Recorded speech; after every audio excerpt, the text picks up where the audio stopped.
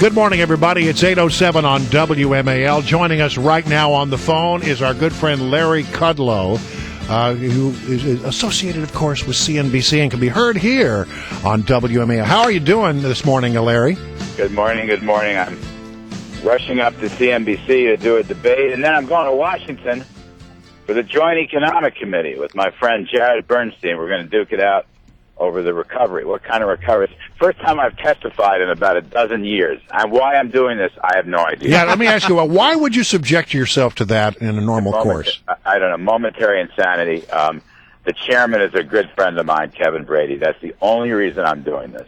All right. So, look, we want to talk about the state of the economy right now because there's a lot of discussion, I think, these days about whether or not they're going to do anything about quantitative easing at a time when, some of the reports that are coming out, the earnings reports show that, things are looking pretty good.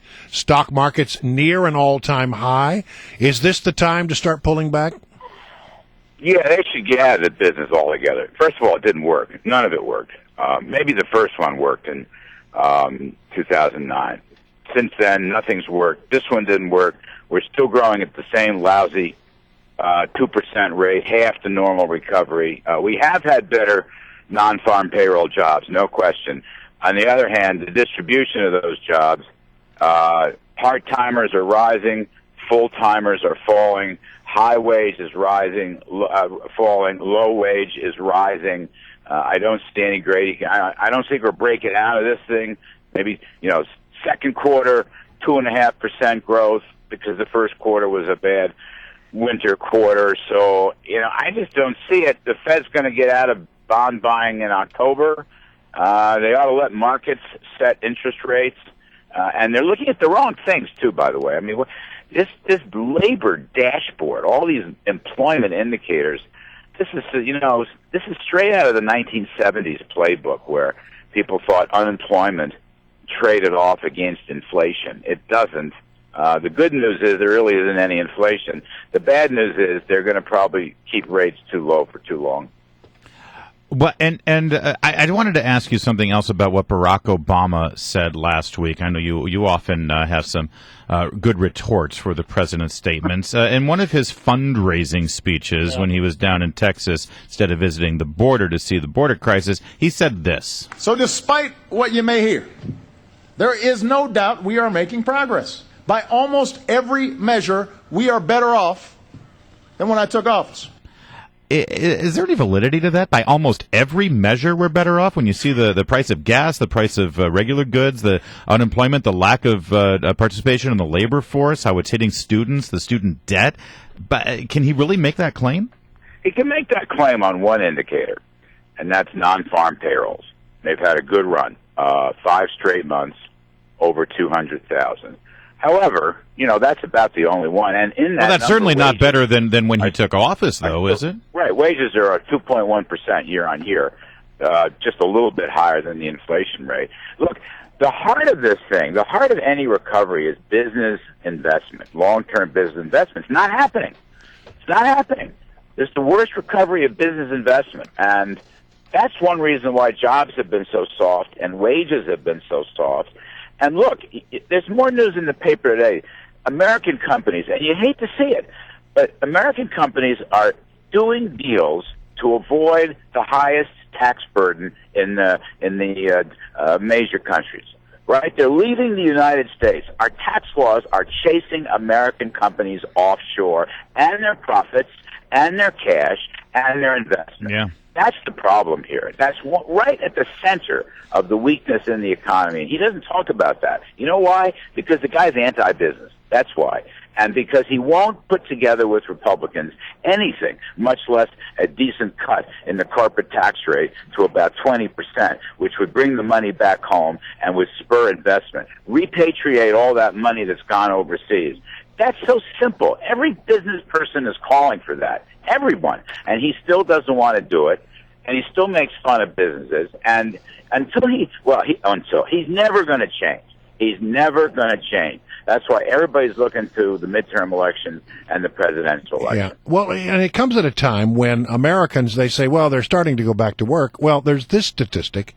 More than half of people, U.S. adults who are working, are only working part-time. Right. That's a big thing. That's you scary. Saw the numbers in June, even though the overall payroll number was good, if you look under the hood, you'll see that, once again, full-time jobs fell and part-time jobs rose. And by the way, you'll also see, overall, for the entire movement of the labor force, 2.1 million people went to work. Okay, that's good.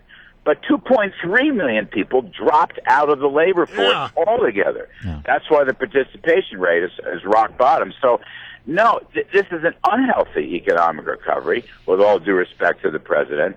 And instead of playing pool, or instead of falling asleep with that woman from the University of Texas, you ought to start fixing all this stuff, including, I might add, immigration reform. You know, if we had decent border security, then we could get to work and issue more legal visas to the techie engineer people, the math people who can start new businesses and create new jobs. The rate of business startups has been plunging for years. There's a good op-ed piece by Lee Ohanian and Nobel Prize winner Ed Prescott. You know, let's get some pro-growth immigration reform, and let's get some pro-growth corporate tax reform, and let's drop the regulatory burden. We were over-regulating. Look, Obamacare, Mort Zuckerman had this right. Obamacare is a wet blanket over the economy, and businesses will not hire. That's why you're seeing all this part-time work. We've never really had this before because we've never had Obamacare before. So these things are not going to get fixed anytime soon until we have a change in politics and a change in policy. So it's a lousy recovery. I hate to say that. I would prefer to be optimistic.